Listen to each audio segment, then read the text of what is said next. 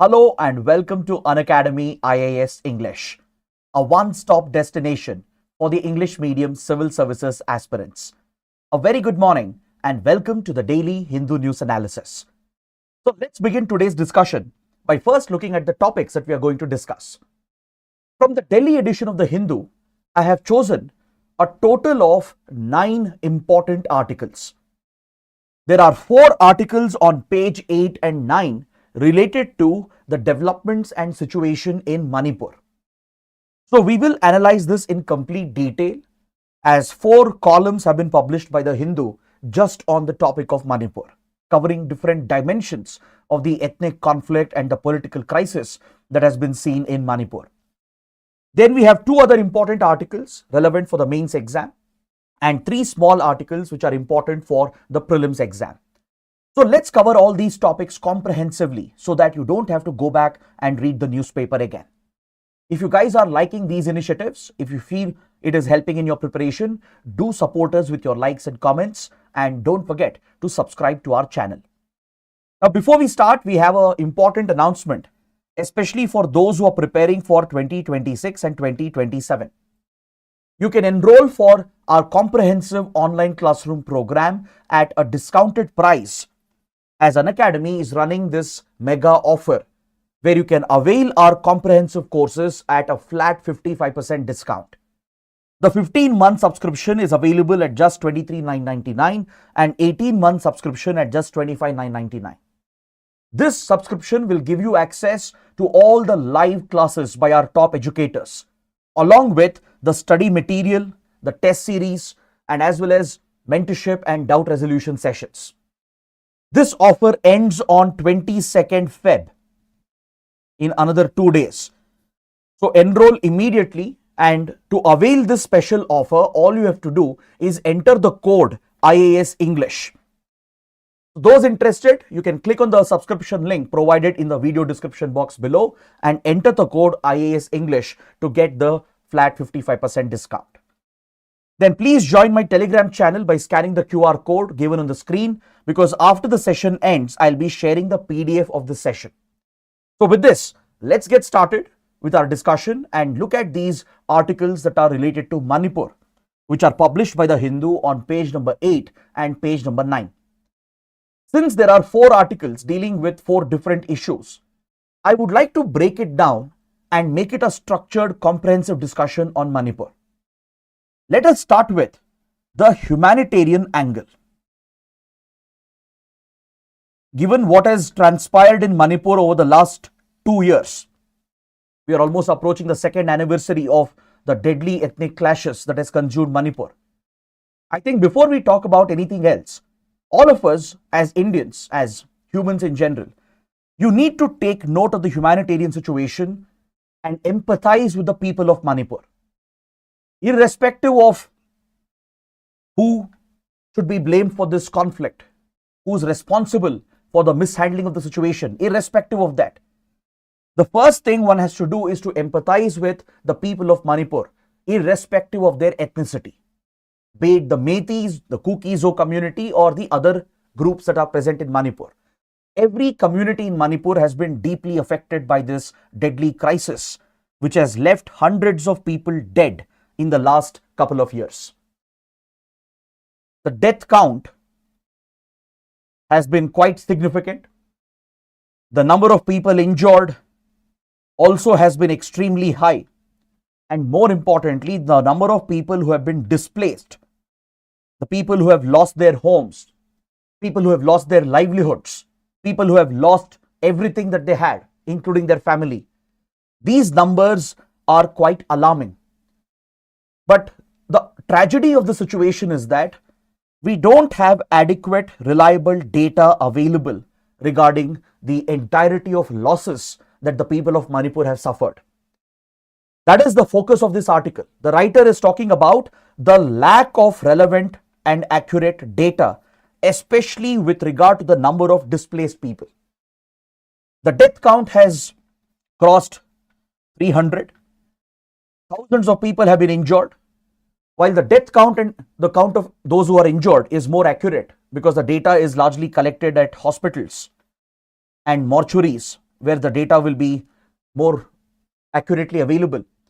With regard to the displaced people, even the government entities which are responsible are not able to generate the accurate data. According to official numbers, somewhere around 58,000 people have been displaced. But the writer says this is a gross underestimation. The actual number of people displaced could be easily 4 to 5 times higher than this. Because currently, government records are collecting the data regarding displaced people only at the refugee camps, where formal registries are being done. Only those who are seeking shelter in government established camps, only their record keeping is being maintained, and based on this the government says 58,000 people have been displaced. But what about thousands of people who have left Manipur forever? Many of them have migrated to neighboring states like Mizoram, the region itself, migrating to other parts of India to look out for better educational and employment opportunities.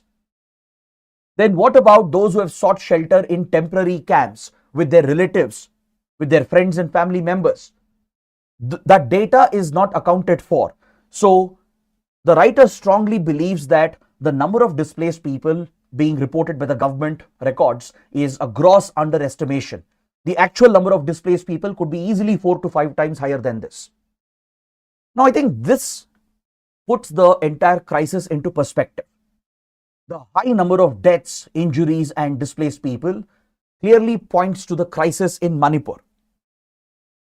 Though the violence has subsided compared to, let's say, 2 years ago or even last year, in the last few months, definitely violence has gone down. There is a sense of normalcy which has slightly come back in some parts of the region, but the crisis will continue to have a long-term impact on the humanitarian situation in Manipur.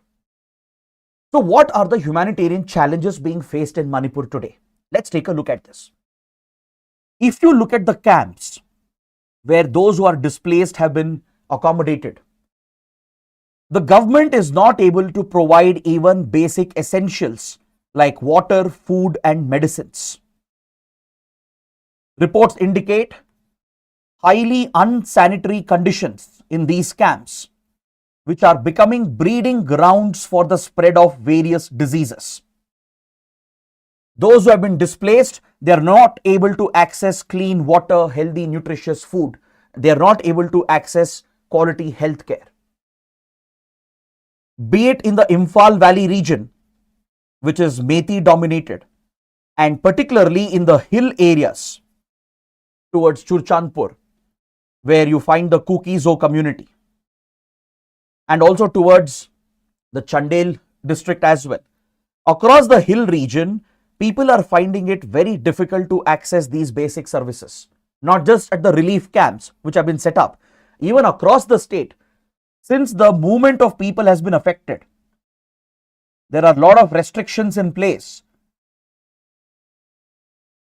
Since security checkpoints have been set up at every nook and corner, and AFSPA restrictions are in place on the ground, it has restricted the movement of people and it has denied access to healthcare and basic medical facilities for the people of Manipur. See, most of the tertiary healthcare centers in Manipur are concentrated in the Imphal Valley region, where Methis are able to at least have access to these advanced healthcare facilities. But those who are from the hill areas, particularly Nagas and Kuki-Zo community and other groups present, they are not able to venture into the Imphal Valley because of the heightened security measures and the restrictions on movement. And every now and then there have been sporadic incidents of violence and clashes as well, which also creates the element of fear amongst the people when it comes to traveling and accessing these medical facilities. Many gut-wrenching cases have been reported where patients suffering from critical conditions have lost their lives just because they couldn't reach the hospitals on time. From old age people to pregnant women to young children and infants, the crisis is truly a tragedy which the government has failed to address. So the writers are essentially urging the government to prioritize the humanitarian situation. Because if we don't address the basic challenges that are present on the ground, this will lead to a long-lasting effect that has already compromised education, livelihood, and economic opportunities in Manipur. This can even set the stage for a long-term consequence, especially if the youth, if they don't get access to good education, if they don't have the right skills, if they don't have job opportunities and economic opportunities. This might push the youth towards drug addiction, which has been extremely high in northeastern states, particularly in Manipur, towards the border areas with Myanmar. This could even create a fertile ground for radical groups, radical elements to reignite their militant activities and try and revive the insurgencies that the region has witnessed. So there can be long-term security implications because of this. Because in an area where there is no development, where development is compromised, where there is a sense of injustice which prevails amongst the people, this becomes a fertile ground, a breeding ground for radical extremist ideology. Is that clear? An area which is underdeveloped, which has been neglected by the administration, an area where people have a perception, a sense that injustice has been done to them. So if you don't secure justice to the victims of the atrocities and violence, irrespective of which community they belong to, because there have been Kuki-Zo armed groups which have committed brutal atrocities against the Meiteis. Similarly, there have been deadly Meitei militant organizations which have carried out horrific violence and atrocities against the Kuki-Zo community. So the radical forces on both the sides, the armed organizations on both the sides, have committed these brutal atrocities. They should be brought to book. They should be held accountable.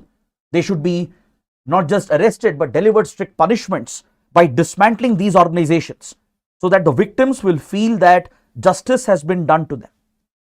If you don't address the demand for justice, if you don't bridge the gap between the two communities, heal the wounds which have been created, you are going to create a long-lasting divide in the region, which will create a fertile ground for more radical extremist activities.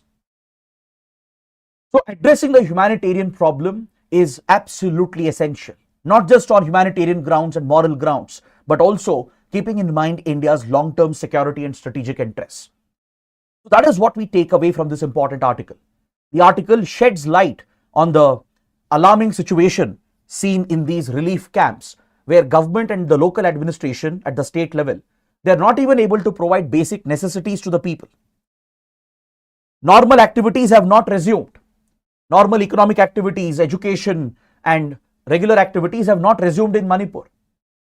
So the further we delay this, it will lead to a long-lasting impact. And if justice is not done to the victims of this entire episode, it will create that sense that the government doesn't care about them, that the Indian state doesn't care about the people. This sentiment will take root amongst both Meiteis and Kuki-Zo community, which could have a long-lasting impact, accompanied with lack of development. This could create a fertile ground for more radical extremist activities in the future. So addressing these problems immediately should be a top priority for the center, now that Manipur has come under president's rule. Now that we have understood the humanitarian angle, let's talk about the security situation that has been complicated in Manipur because of the cross-border factors. There is this interesting column on page number 9, which focuses on the security challenges that have been created in Manipur and the cross-border linkages with regard to these security challenges.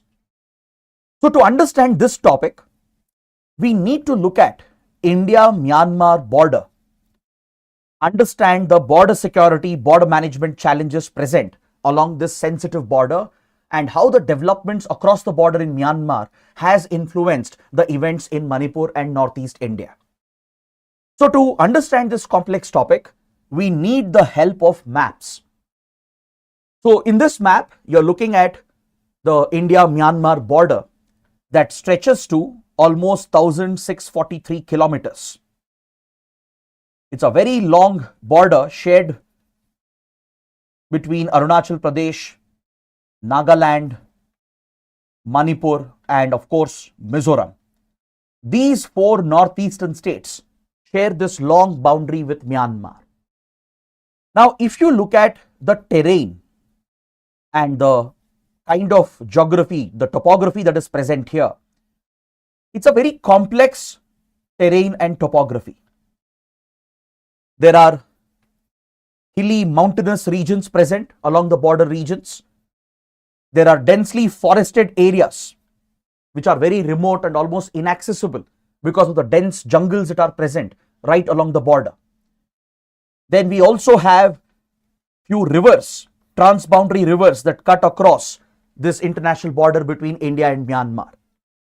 So the presence of these topographical features, hilly mountainous areas, dense remote forests and jungles and rivers, they create a complexity in the terrain which makes this border a highly porous border.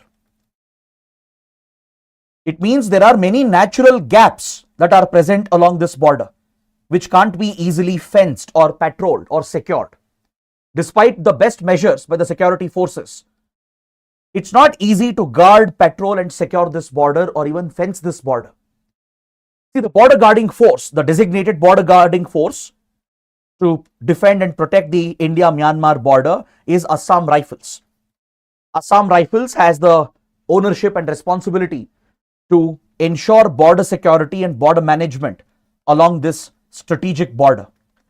Despite the best measures from Assam Rifles, it's not easy to secure the porous border because of these natural gaps created by the complex geography of this region. Now, the developments in our neighboring country, in Myanmar, has had a deadly impact on India, especially with what has happened in Manipur.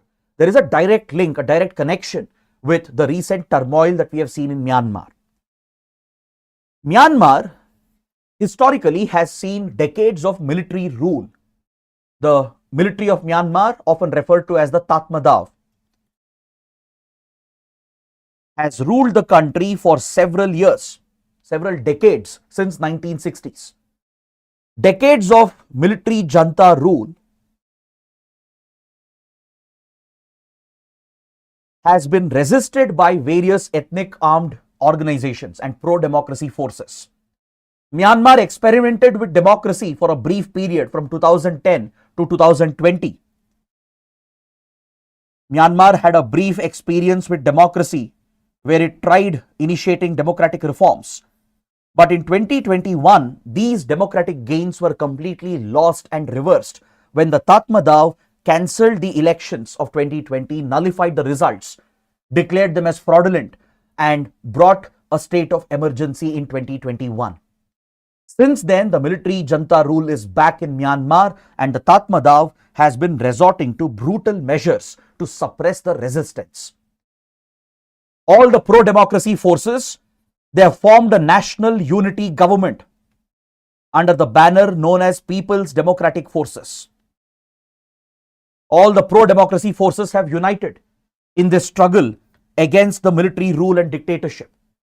Various ethnic groups in Myanmar, the Kachins, the Chin community, the Shan community, in the Arakan and Rakhine region, the Rohingyas, all these native ethnic groups and indigenous ethnic communities, they have united to establish several ethnic armed organizations which have been resorting to an insurgent war against the military of Myanmar, against the Tatmadaw. So in the last 4 years, deadly clashes have broken out between Myanmar's Tatmadaw, the military on one side, and the ethnic armed groups on the other side. This intense fighting has triggered a refugee crisis. In fact, Myanmar's military has even resorted to extreme measures by using disproportionate force to target the pro-democracy forces and the ethnic armed organizations. It has conducted heavy bombing using artillery guns against its own civilian population. Believe it or not, Myanmar has used air force to conduct airstrikes on its own territory, targeting its own citizens. This deadly use of force by Myanmar's military has led to a refugee crisis, and as a result, refugees have flown across the border into India, particularly into Manipur and Mizoram. Along places such as Zoaktar, a very important border trading town on the Mizoram-Myanmar border. At places like Rikwadar, Kampot, More, along the borders of Manipur and Myanmar, large-scale refugee crossings have been witnessed in the last 4 to 5 years, as the civilians here have been targeted by the military. They've been affected by the large-scale violence that has broken out, triggering a refugee flow into India. According to the UN High Commissioner for Refugees, the UNHCR, more than 1 lakh refugees, or approximately around 1 lakh refugees, Mizoram and Manipur. Why? Because the people of Manipur and Mizoram, some of the ethnic communities, they empathize and connect with the communities on the other side of the border. Because some of the ethnic groups, they are connected across the border here. The Mizo community of Mizoram, they are closely linked with the Chin community in the Chin state of Myanmar. They share historical familial ties. Ethnic ties are present between them.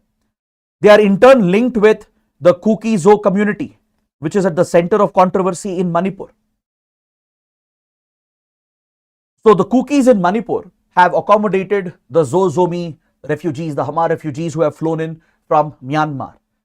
The Chin refugees have been accommodated as well by the Mizo community, largely on empathetic grounds, because they have a moral obligation, they feel connected to them, they have a direct connection with familial ties across the border. Many families are connected across the border.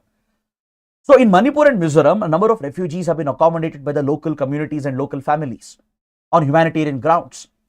But this entry of refugees, along with illegal migration as well, has created socio-ethnic tensions for other native communities in Northeast India. For example, if you look at Manipur, the majority community, the Meiteis, they felt threatened with the regular entry and influx of refugees and illegal migrants, as the Kukis accommodated the Zozomi community and started encroaching on forested land in the border hill areas like Churchandpur. The Meiteis started feeling worried and concerned that this could threaten their interests. So this is where the allegation comes up that Meiteis, who were able to influence the state government under former Chief Minister Biren Singh, who clearly showed an alleged bias in favor of the majoritarian community, encouraged the majoritarian tendencies and policies seeking to target the Kuki-Zo community. It led to allegations from the state government that Kuki-Zo community members were cultivating drugs, and there is evidence to establish that as well, that some members of Kuki-Zo community were indeed engaged in drug production and drug trafficking, which was opposed by the Meiteis. So as the Manipur state government initiated a crackdown on these forest encroachments and initiated a drive against drug production and drug trafficking, it brought the state government and the police into clashes with the Kuki-Zo community. Then came the High Court's order, Manipur High Court's order, which ordered the state government to consider providing scheduled tribe status to the majority Meiteis, which has been opposed by the tribes, the hill tribes, such as the Kukis and the Nagas. So the protests which broke out following this High Court order is what triggered the violence between the two sides. And there are allegations that the state police, the state government under Biren Singh had been compromised. They did not act in a neutral manner. They acted in a partisan manner, enabling and encouraging the divisions in the society and breeding the seeds of hatred between the two communities. It's not about which community to be blamed. Eventually, it's the responsibility of the leadership, the administration, the government, which has failed the people of Manipur. Yes, there have been cross-border problems. There have been cross-border challenges, no doubt about it. But if the ethnic divisions had not been widened, if the political exploitation had not been done of this sensitive issue, most probably this crisis would not have happened. See, Manipur is a very diverse society. Manipur, I don't know if you know this, it is home to 33 different communities. Don't think Manipur is just about the Meiteis and the Kuki-Zo community and the Nagas. There are many other communities present in Manipur. You also have the Punjabis, Tamil community is also present. Then you also have the Marwadis, who have historically migrated and settled here as part of their trade, as part of their economic activities. In fact, you find a strong Tamil diaspora in Myanmar as well. So there are other communities present here. There are Nagas present towards the Nagaland border in the hill regions. So it's a very diverse state. In any such diverse state, divisions are likely to be present between different communities. It is a responsibility of the administration, the leadership, to ensure that harmony is built between communities. The division should not be exploited for political gains. See, you also have Methi Muslims, the Pangals. So it's a very diverse state where some tribes had been recognized as the scheduled hill tribes with additional protection under the Indian Constitution, which has always been resisted and challenged by the majority Methis. But please understand, the hill areas, they are at a natural disadvantage. In any part of the world, hill regions have a natural disadvantage with regard to economic development and access to services. Hill areas are always at a disadvantage. So based on established criteria, these hill tribes were given scheduled tribe status post-independence. So this has been long opposed by the Methis, as they feel threatened because they are cornered in the Imphal Valley, though their numbers are much larger. And data also shows that Methis are relatively well off as compared to the other tribal communities and minority groups that are present. But irrespective of this, the administration cannot be seen to be taking sides. It cannot be seen to be partisan, favoring one against the other, or breeding these tensions and divisions, which has been at the root of the problem. Now, addressing the border issues are critical. Because see, one demand of the Methis has been to end the free movement regime which has existed along this sensitive border. In 1960s, India-Myanmar started this free movement regime where border villages present within 40 kilometers of the border could enjoy free movement without procuring a visa, without all the paperwork. Just by getting a travel document, those residents of these border villages present within 40 kilometers of the border could enjoy free movement to the other country. This was launched in 1960s initially. Don't think free movement regime is a new initiative. Many of the students have a wrong assumption that free movement regime was started in 2016. In 2016, the updated version of free movement regime was launched. But the initial free movement regime was started in 1960s post-independence. It was initially applicable for residents of border villages present up to 40 kilometers from the border. It would facilitate border trade, driving economic activities at the local level, creating livelihood opportunities for the local people. It would promote cultural and people-to-people relations between the communities on both sides, which are connected and interlinked. Just like Mizo-Chin community and Kukis are connected, Nagas also have other ethnic groups, Naga subclans present on the other side of the border. So to facilitate the border trade between them and promote their cultural people-to-people relations, this system was created. In 2016, the free movement regime was revised and the application of free movement regime was reduced up to 16 kilometers from the border. Because there has been one concern, a very genuine concern of the government and communities like the Methis, that free movement regime has often been misused by insurgents and criminals, especially those involved in organized crime such as drugs and arms trafficking. These allegations are true to a large extent. It is true that the free movement regime, even though that is not the intention, it would have enabled easier movement for the insurgents, for the criminals involved in drug and arms trafficking, which could have destabilized the northeast region. So there has been a lot of pressure on the government from the Methis in particular, even the state government of Manipur. When ethnic clashes and violence, Ministry of Home Affairs announced that free movement regime will be suspended and the whole border would be fenced. Union Home Minister Amit Shah made this announcement. But however, the reality is that it has not been implemented. The union government has not implemented the suspension of free movement regime. Free movement regime continues even today. But the guidelines have been revised. In December 2024, Home Ministry issued fresh guidelines reducing the application of free movement regime to up to 10 kilometers from the border. From the initial 16 kilometers, now the application has been brought down to 10 kilometers from the border. So though the government made the announcement that it is going to suspend the free movement regime and fence the entire border, the initiative has not been taken up because of practical challenges, and also the government realizes that free movement could be essential to maintain the cultural and people-to-people relations. So it has not been implemented as of now. In December 2024, the Union Home Ministry under Amit Shah has revised the application of free movement regime and reduced its implementation to up to 10 kilometers from the border. Now, securing this sensitive border is essential. Curbing the flow of illegal migration, then tackling the illegal infiltration of insurgents and organized criminals is absolutely essential. So this is where Assam Rifles, the border guarding force, the Indian Army, which is deployed here in a counter-insurgency role, along with our intelligence agencies, they have to ensure that the border is secured. And without stabilizing the situation in Myanmar, things will be very difficult for India.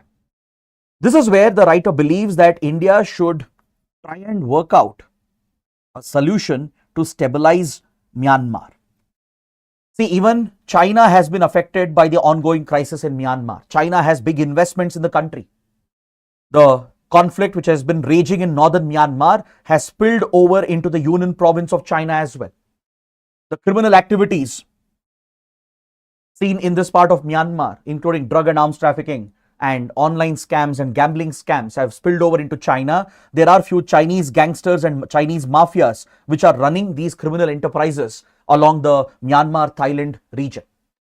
So China also is interested to put an end to these criminal activities and security threats. The ASEAN group that represents Southeast Asian countries, Myanmar is a part of this organization, is trying to work out a solution, trying to pressurize Myanmar, the Tatmadaw, to bring the crisis in Myanmar to an end and to ensure normalcy is restored in the country. So India should leverage its relations with ASEAN. Maybe try and open a channel with China as well, where India-China can possibly collaborate to work with Myanmar to stabilize the situation in Myanmar.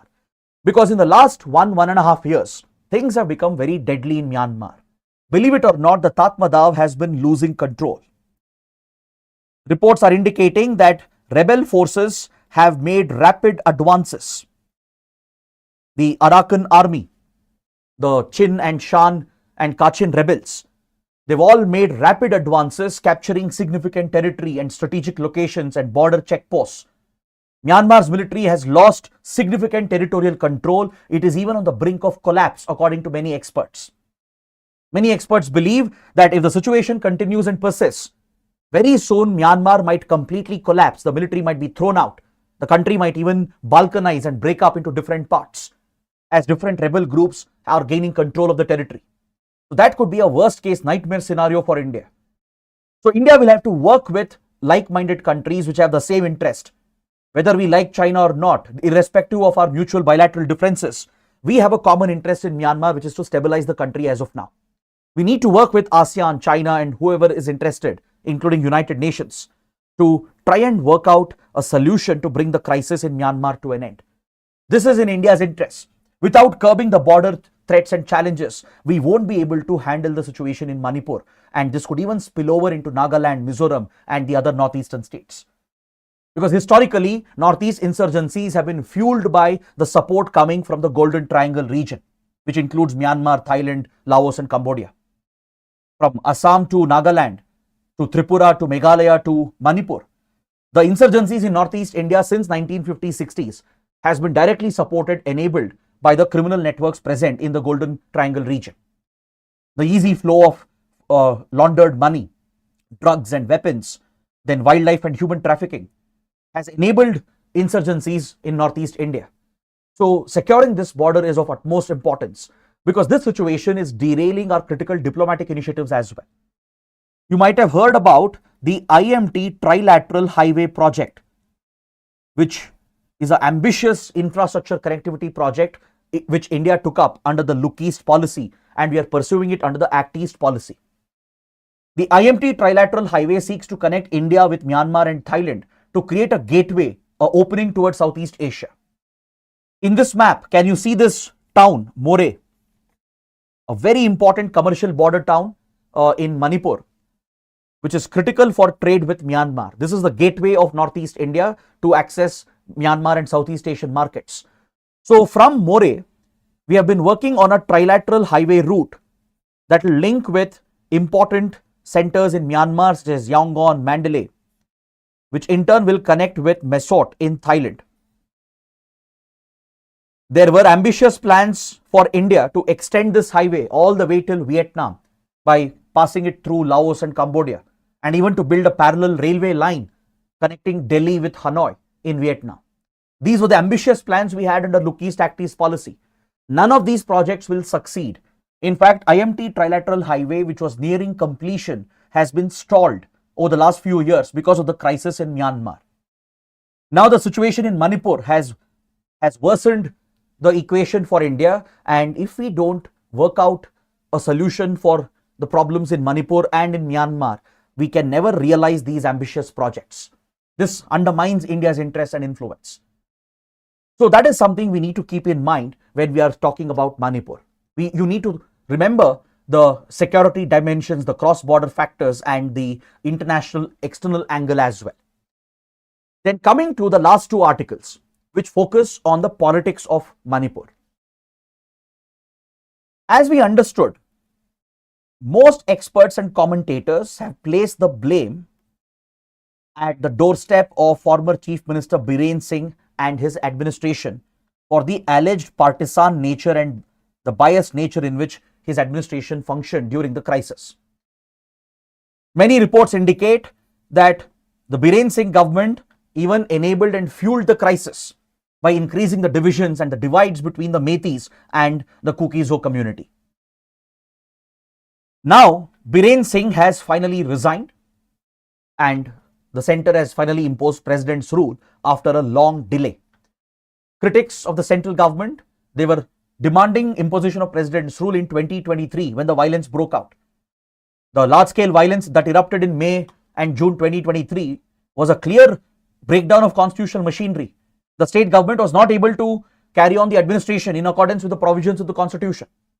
The grounds existed in Manipur to invoke president's rule under Article 356, utilize the emergency provision and bring Manipur under the rule of the centre in order to stabilize the situation and handle the crisis more effectively and efficiently, and more importantly in a neutral, unbiased manner.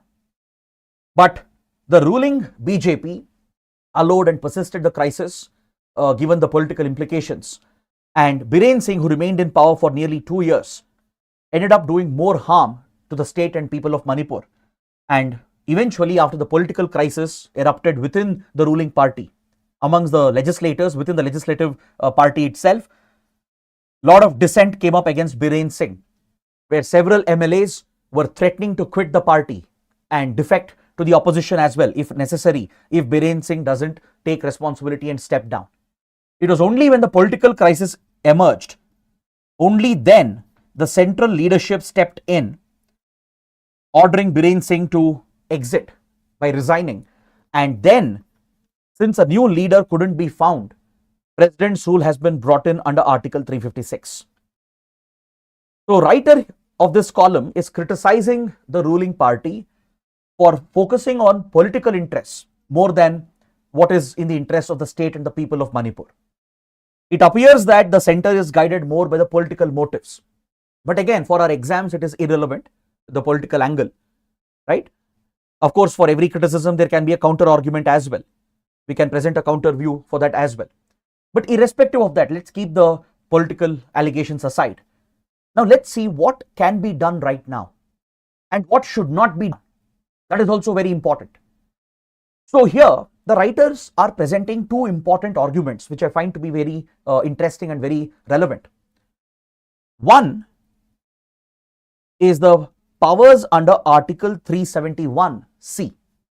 Article 371C provides special provisions to Manipur with regard to the hill areas of Manipur, which are the tribal areas where Kuki-Zo community and the Nagas are found. The governor and the centre, essentially through the president, they acquire few special administrative powers to look after the administration of the tribal areas in the hill regions of Manipur. Now, this special provision is something that the center should rely upon to address the developmental problems that are persistent in the hill regions of Manipur. Then parallelly, the central government, which now has taken over the administration essentially, and the parliament, which is responsible for the legislative business, because the state assembly has been kept in suspended animation. So until the assembly is revived and a new state government is formed, until then the center and the parliament, they have to work with the Meiteis to address the issues that the Meitei community has on the ground, bring back some normalcy in the Imphal Valley, and also deliver the same in the hill regions by utilizing the special provisions of Article 371C. So this would require focus on the humanitarian problems and challenges, solving the basic necessities, because there is a shortage of essential supplies. Supply chains have been disrupted because of the conflict. There is massive inflation. Essential products are not accessible, affordable for the common and the poor people. There is a deadly economic crisis which has gripped Manipur. So every community will be eventually affected by this. So to bring back normalcy, the government should focus on reviving those economic activities, rebuilding normalcy, bringing back the state. Because during the violence, it was seen that the police was missing in action. The state institutions were not seen on the ground helping the people. So the community at the ground level, especially in the hill regions, they have a perception that the state institutions have gone missing, or they are biased towards one community, the majority community. Now, this is a worst case scenario. In a conflict zone, you can't have this perception amongst the people that the state is missing or the state is biased. This is what creates further sentiments for radicalism and extremism. It's important to bring the state back in Manipur, to put the administration on the ground, to show that the administration is working on the ground at the grassroots level. From the police to the local authorities, there should be more proactive government engagement to implement certain important welfare schemes to bring normalcy back, to deliver aid and assistance and welfare to the affected population. Now, this has to be done by keeping aside the politics of populism. This is a very interesting theory and concept that the writer of this column is presenting, and I want you guys to know about this. You can include this concept in any such topic. Politics of populism is a political theory which suggests that populist leaders or populist political parties, they try to impress their electorate even by promoting divisive issues, or even by resorting to illogical policies. For example, launching freebies, the Revdi culture, is also an example of politics of populism, where certain political parties and leaders promise everything for free just to impress their target vote bank and ensure the electorate votes for them, right? On the other hand, if they can't impress them with such schemes, such freebies, what they do is they divide the electorate. These are the two strategies of populism. One is to provide freebies, announce populist schemes, populist initiatives like free power, free water, more reservation. These are populist announcements designed as welfare programs, but they are illogical as it can hurt the state interests. So, such political parties and leaders, they employ the politics of populism either by trying to impress the electorate, by trying to announce such freebies and schemes and initiatives targeted at their vote bank, or if they can't impress and attract them, they'll try to divide them, divide and rule. They promote divisive politics. There are three types of divisive politics of populism that the writer talks about. One is called reordering populism, where a certain political party speaks about reordering the entire structure in that particular region, reordering the social structure itself, turning everything upside down, Let's say there is one dominant community, a majority community, just to impress the minority community and get their votes. There could be a party or a leader who promises that he will turn everything upside down by giving more welfare and benefits and reservation to the minority community. This is called reordering populism, where a deliberate attempt is made generally by majoritarian autocratic parties and leaders to propose a completely new structure, to turn the society itself upside down, to turn that state itself upside down, just for the sake of political benefit, so they can divide the electorate on various divides, be it social divide, economic divide, or religious or sectarian, ethnic divide. It could be anything. These divisive issues can be exploited, and they might propose the reordering of the society, of the welfare structure itself. And this is extremely dangerous. This is what creates a wedge between different communities, and certain autocratic, dictatorial and majoritarian elements have a tendency to push for such populist agenda, a reordering agenda. They will propose a new paradigm entirely, something like what Donald Trump has done in the United States, for example. That is pure politics of populism built on reordering populism, changing everything, turning everything upside down. This can be highly divisive. On the other hand, we also see another type of divisive populism known as additive populism, where politicians or parties try to appease one certain community, promising to include them as well in the welfare model. Like, for example, how reservation has been promised to certain communities which are actually in majority. You can think of the Jats or the Marathas, the Lingayats, for example. This is additive populism, where political parties promise certain benefits to communities, saying we will include you as well. We will add your community as well for these welfare programs, for these reservation policies. And they create a wedge, a divide in the society. This is additive populism. Then comes quotidian populism, which is equally dangerous, which is to divide communities clearly on sectarian, communal and ethnic lines.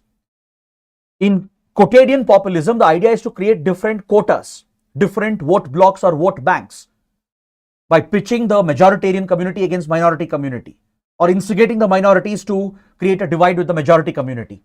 This policy of division or divide and rule is an example of quotidian populism. So these types of politics of populism is extremely dangerous, and we have seen this playing out in Manipur. In Manipur, communities have been instigated against each other. Hate has been instilled, driven and promoted for the sake of politics, and this is at the root of the problem in Manipur today. So it's not just one party, one leader. It's a collective failure of the state, and as well as the extremist groups are to be blamed. The radical armed groups on both the sides are equally to be blamed, along with the failure of the state administration and the populist approach of these political parties and leaders. So addressing this is essential, and the president's rule right now gives that opportunity. Of course, president's rule may not last for a long time, because the assembly has not been suspended, elections have not been called. Most likely, the central government is allowing the legislators who are in suspended animation to work out their differences and find a leader amongst themselves, so that there can be a new chief minister. Because the ruling party, the BJP, still has majority in the assembly. Assembly is only in suspended animation. It can be revived at any time. Once a new leader emerges, immediately, most likely, the assembly will be revived and the government will be formed. So within that period, it might take few weeks or few months. In that period of president's rule, the central government and the parliament have to ensure that these issues are addressed. The division of populist politics has to be kept aside. Focus on humanitarian angle, focus on development, normalcy, address the security problems, the border challenges, and also deal with the situation in Myanmar. These steps are necessary to bring back stability, bring back normalcy into Manipur. So this long, elaborate discussion was very much necessary, because today's newspaper is dominated by these articles, right? We do have few other articles which we can take up now, but these 4 articles gives you this deep insight into the problems in Manipur. There could be a essay topic, there could be mains questions, There could be questions in the interview, right? So I hope this discussion has been useful and helpful. So please take up this practice question. Try to practice your answer writing by using this question, by taking the points that we have discussed. Now let's look at the next article on page number 10.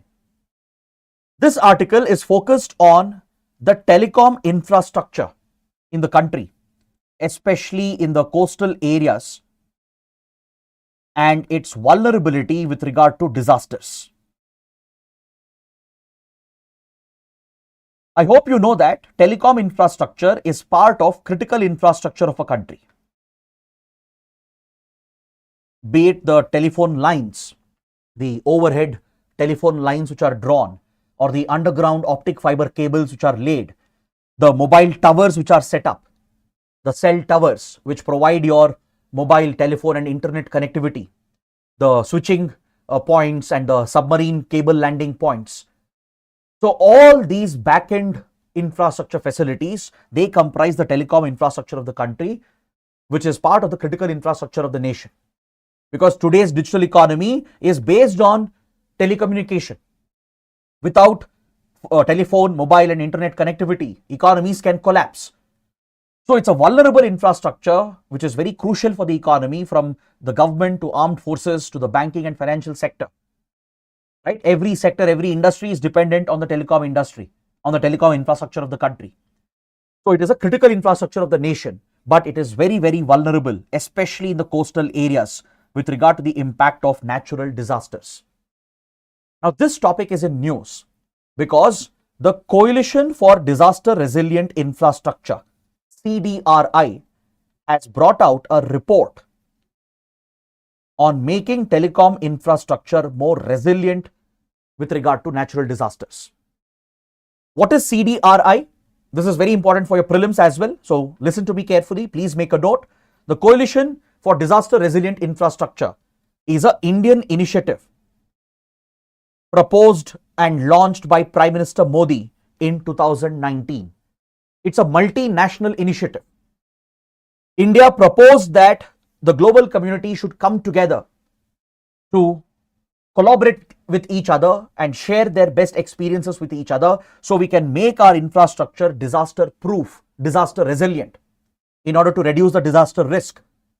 So Prime Minister Modi championed this as a pet project.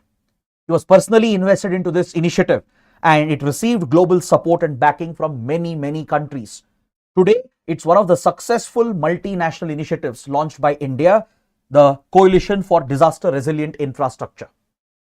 Its entire focus is on understanding the impact of disasters on infrastructure, coming out with research and studies, building collaboration and cooperation between countries so that the infrastructure that we are building can be made disaster resilient and disaster proof. Especially critical infrastructure can be made disaster resilient.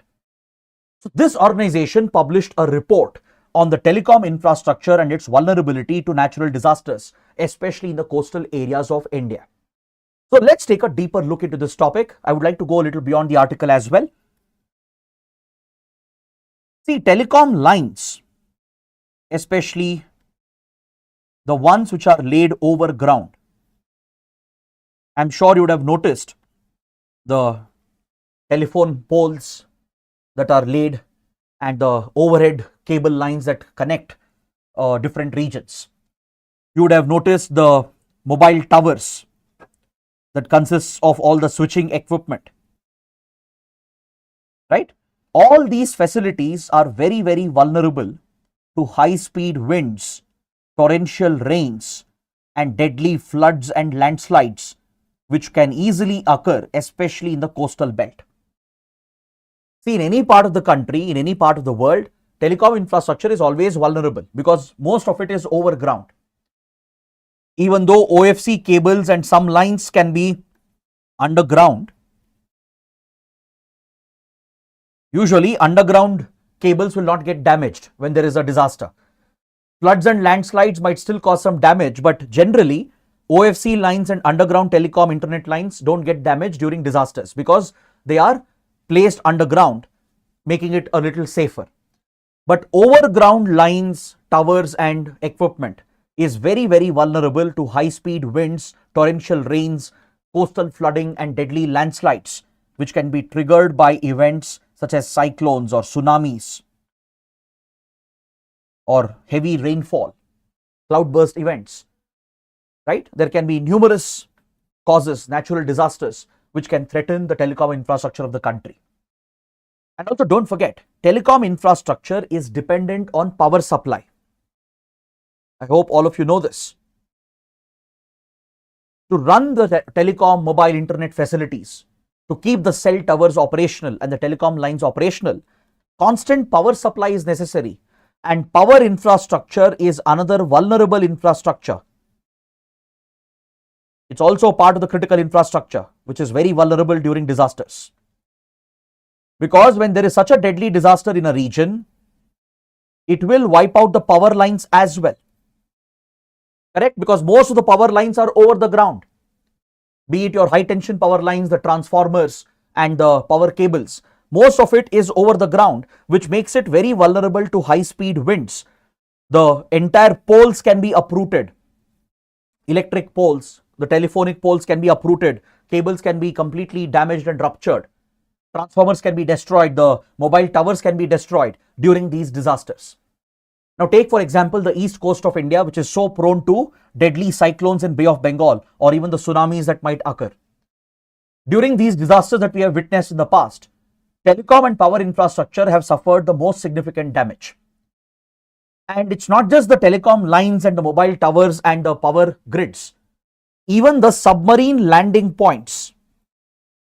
Don't think of submarines which are used by the Navy. I'm referring to submarine cables, the undersea cables, which forms the backbone of your internet. I hope you know that most of the internet, the world is largely connected virtually through these underwater submarine cables. Different continents, countries are linked through these very long submarine cables laid under seas and oceans that run thousands and thousands of kilometers. So there are these landing points where the submarine cables land.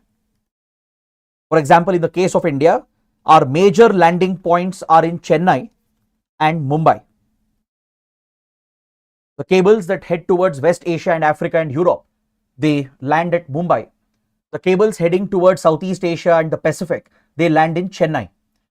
These submarine landing facilities also get damaged during cyclones because coastal flooding can easily destroy this infrastructure. We have seen this happen repeatedly. For example, when Chennai has been hit with deadly cyclones in the last decade, each and every time submarine landing points also have suffered damage and the submarine cables could get ruptured. Now this will take many days and weeks to repair, right? You have to send a specialist team and a ship with the equipment and reach out to the damaged cable on the seabed and then repair this. It's a very complex and challenging exercise. So for many hours, many days, maybe even weeks, telecom infrastructure could be disrupted. If power supply is disrupted, this will also disrupt telecommunication. Now please understand the consequences of this. During a disaster, for disaster management, for coordination between the authorities, the most important thing is communication. Let's say in a disaster prone and hit area, if we have to arrange disaster relief and immediately dispatch our response forces and deliver aid and assistance, the disaster management authorities, be it the NDMA, Ministry of Home Affairs, the Defense Ministry, Armed Forces, with the state government and local administration, they all need communication. They also depend on telecommunication lines, mobile network and internet networks to communicate with each other and plan and organize the relief efforts. Without communication, let's say telecom lines are disrupted or power has been disrupted, then communication gets disrupted, which can hamper disaster management efforts. Disaster management gets significantly hampered if communication and power supply is affected. This is the reason why telecom lines and power lines have to be made disaster resilient. See, many telecom companies, they use diesel generators as well to account for power failure. Did you know that cell towers actually have a power backup? They know that power supply may not be constant. There could be interruptions. So to ensure that telecom internet connectivity is not disrupted, many telecom operators, the internet service providers, they either use batteries to provide backup power, or they even invest in diesel generators, and the government supports and encourages them, so that constant power supply is maintained even during power failure, even during disasters, so that telecom internet connectivity is not disrupted. Despite these measures, disasters can rupture and destroy all this infrastructure. That is why it requires better planning. It requires specific investments, preparedness to make the infrastructure resilient. For example, power cables and telecom lines, as much as possible, can be made underground, especially in the coastal belt. Since we have understood the vulnerability is maximum in coastal areas, especially in these critical areas where cyclonic impact is more, we can ensure that these cables are taken underground to protect them and ensure that power and telecom disruption does not happen during disasters. This is a recommendation from CDRI. Then Department of Telecom in India with NDMA has been working on these plans to make our telecom infrastructure disaster proof through various such plans and methods. Telecom companies are being incentivized by the government to focus on creating backup power supplies, making changes in the structural design as well. Usually what companies used to do at mobile towers, they would place the diesel generator at the bottom on the ground. If you have seen mobile towers which are on the ground, diesel generator would also be on the ground, or batteries will be on the ground. So if there is a flooding, diesel generator would also fail. So even the backup system would fail, leading to power failure, and then telecom connectivity would be disrupted. So simple change is that the generators and batteries should be kept at a little higher location, right? At a higher point in the mobile tower. If the diesel generator and the batteries are accommodated, then it will become more resilient to the impact of flooding. So such measures are necessary. Then when the electric poles and the telephone poles are laid and the mobile towers are laid down, they are very prone to high speed winds. They can topple over, they can get uprooted. But with proper structural design and engineering, you can ensure that they withstand the impact of high speed winds. This requires more investments from these companies, and it requires government support. So that is what the report is talking about. The report is asking the government, the disaster management authorities, to work with the telecom sector and power sector to solve this problem, to make our critical infrastructure more disaster proof and resilient, so we don't have to face these long-term consequences. Because once this infrastructure is damaged, it will have a long-term consequence, right? It will take many months, maybe years to rebuild the damaged infrastructure, and that will lead to economic losses. It will affect economic activities, it will affect the farmers, the fishermen, it will affect local small businesses. Eventually, it will affect government revenue as well. So to minimize the economic loss, to minimize the disruption, we have to make our telecom and power infrastructure more disaster proof, disaster resilient.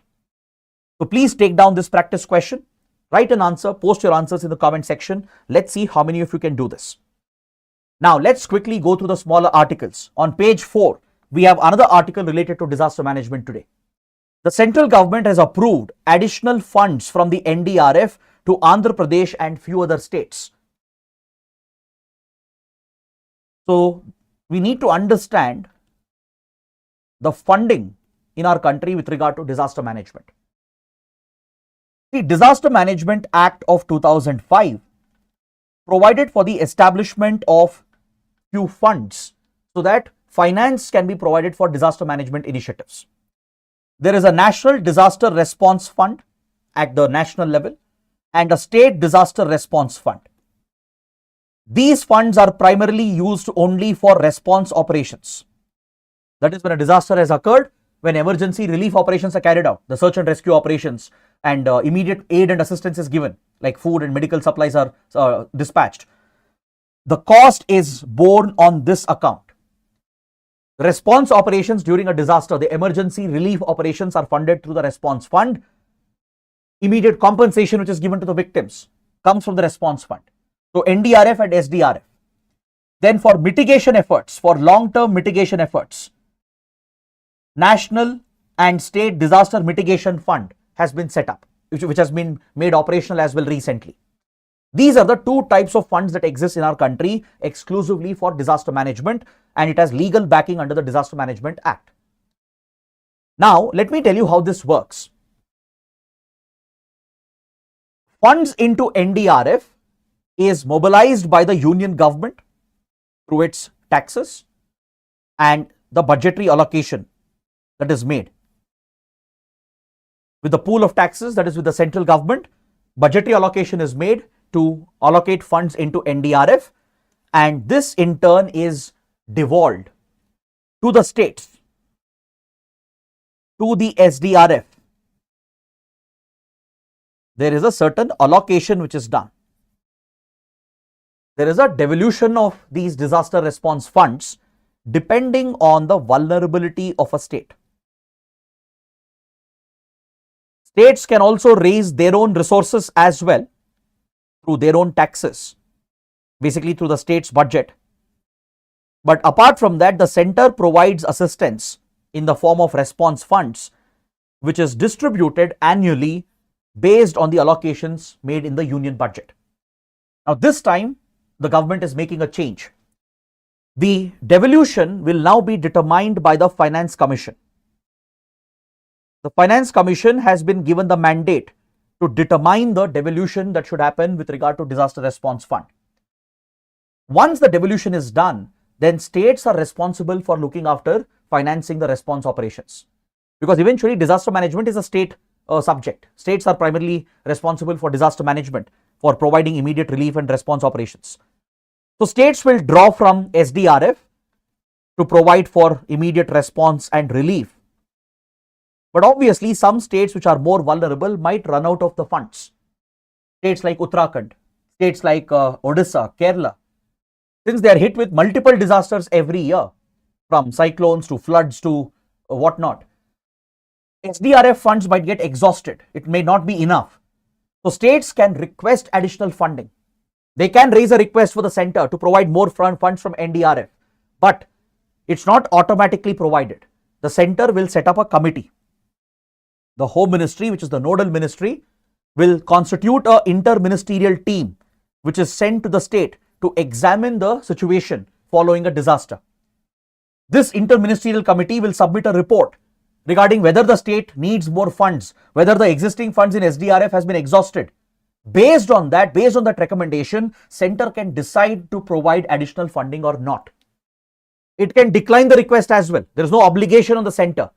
Center would have already given one allocation and there is no obligation to give additional funding. But if there is a extraordinary situation, if SDRF funds have been exhausted, if certain states are dealing with extraordinary disasters, then additional funding can be provided. So this is the additional funding which has been approved by the center for Andhra Pradesh, Telangana, Nagaland, Odisha.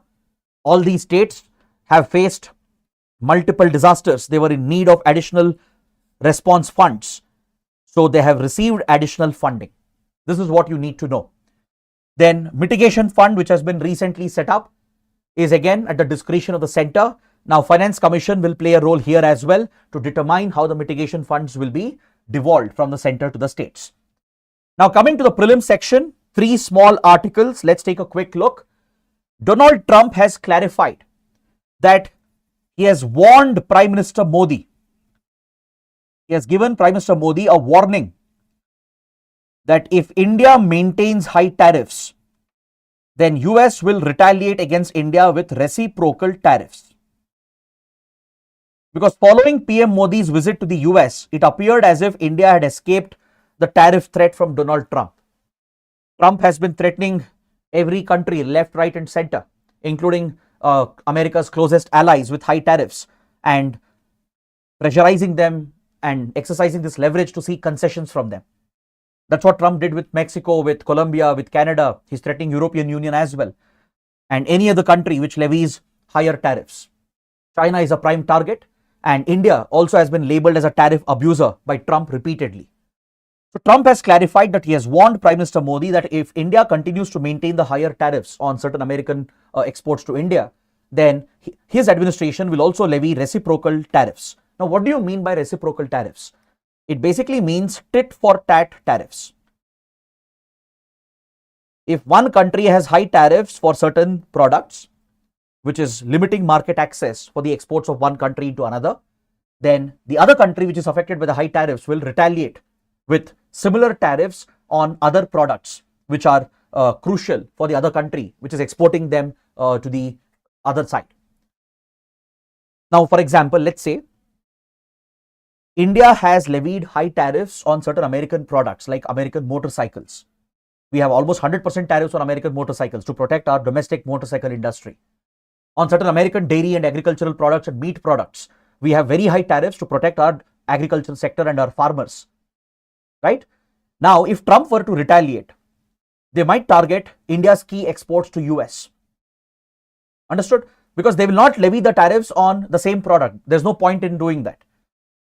For India, sensitive sectors are agriculture, MSME industry, etc. So we protect them with higher tariffs. So the Trump administration, if it resorts to reciprocal tariffs, a tit for tat measure, then they will target the key exports of India. For example, software industry, jewelry industry, then engineering components, pharmaceutical industry. These are some big exports that we have. Agriculture sector of India. They could be targeted with higher tariffs, similar tariffs, which will block our exports. Basically, it will increase the cost of Indian products in the American market. It will make it expensive and nobody will buy Indian products in the US market. This will restrict our market access, and such reciprocal tariffs are escalatory in nature. When you resort to tit for tat measures, there is no end to the escalation. You get into a vicious cycle. That is why it is called a trade war. If US were to impose reciprocal tariffs on India, India will also retaliate with more higher tariffs. Then US will do the same. So it becomes this cycle, a vicious cycle, resulting in constant escalation, leading to a trade war, which can affect the trade between the two countries. It can disrupt the trade, it can disrupt the supply chains as well. Eventually, goods will become costlier. And who will pay the price? The consumers in the other country. And also, please understand, reciprocal tariffs might even include the state support which is being given.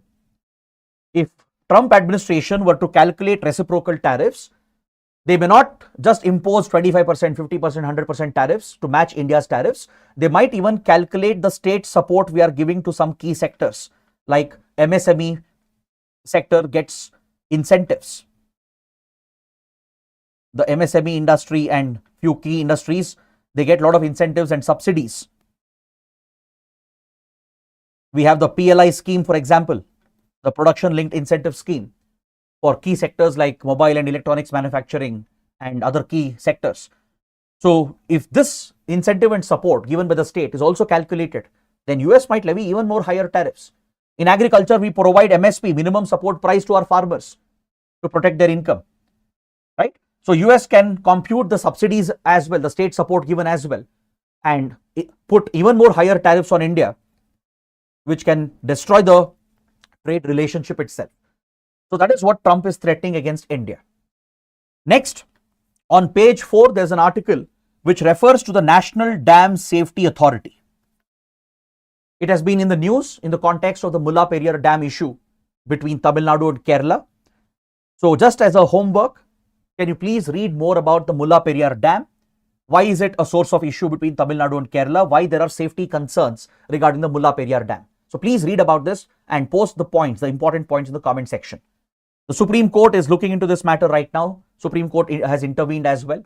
So read a little about the Mullaperiyar issue and take some key points, maybe 5 or 6 points, and mention that in the comment section. Under the provisions of the Dam Safety Act of 2021, to ensure the safety of dams in India, to lay down safety guidelines and regulations, and to promote interstate cooperation if necessary, this authority was set up under the Dam Safety Act. The National Dam Safety Authority consists of a chairman and 5 members, headquartered in Delhi, with regional offices across the country. Its primary role is to establish the safety standards to ensure the safety of our dam structure and lay down guidelines for its safe operation.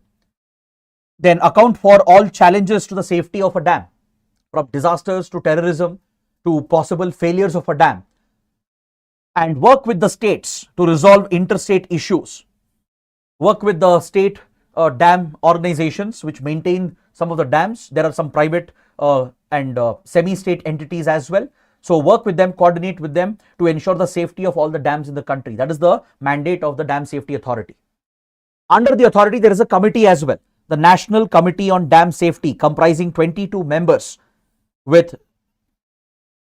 the chairman of Central Water Commission as the head of this committee with other experts. So this is the key role of the National Dam Safety Authority and the committee, National Committee on Dam Safety. Coming to the last topic for today, Vietnam has approved a $8 billion railway project with China as part of the Two Corridors, One Belt initiative. Vietnam's Communist Parliament has approved this mega railway project that will link Haiphong to Lao Cai. That will bring Hanoi closer to Kunming in China. These important industrial hubs are being linked with these mega rail projects as part of Two Corridor, One Belt initiative. Now, what is this Two Corridor, One Belt initiative? It refers to the infrastructure projects, the two corridors that Vietnam and China have taken up as part of China's Belt and Road Initiative. I'm sure all of you are aware that under Belt and Road Initiative, China is building a global network of infrastructure projects, including land-based projects like roads, railway lines, pipelines, to link China closely with Asian countries, European and African countries. It's also working on a maritime component, the Maritime Silk Route, building seaports and maintaining maritime lanes of communication and controlling port operations in other countries to establish a close maritime link through the sea route. So as part of the BRI, Vietnam, which is part of China's Belt and Road Initiative, despite their rivalries and differences, they have announced two separate corridors to connect the two countries.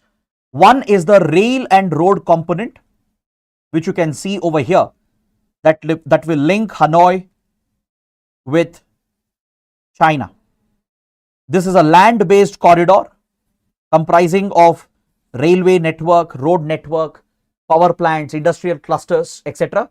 There is another sea-based component that will run through the disputed South China Sea, where China and Vietnam have a standing maritime dispute over the Paracel and the Spratly group of islands. Despite their standing maritime dispute, the two countries are going ahead with the maritime corridor as well.